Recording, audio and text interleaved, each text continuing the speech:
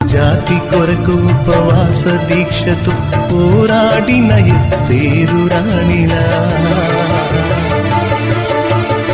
నీతి కొరకు తన అత్తను విడువక అత్తుకున్న రూతమ్మ ప్రేమలా,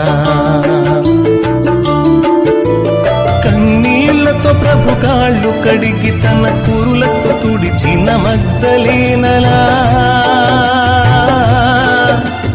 కన్నీళ్లతో ప్రభు కాళ్ళు కడిగి తన కురులతో తుడిచిన మగ్దలేనలా, అన్నావలె మన దోర్కావలె విస్కిల్లవోలే విశ్వాసవనితల, అన్నావలె మన దోర్కావలె విస్కిల్లవోలే విశ్వాసవనితల, వారి దీక్షయే పారసత్వమై అనంతరాజ్యపు నిత్య స్వాస్థ్యమై, వారి దీక్షయే వారస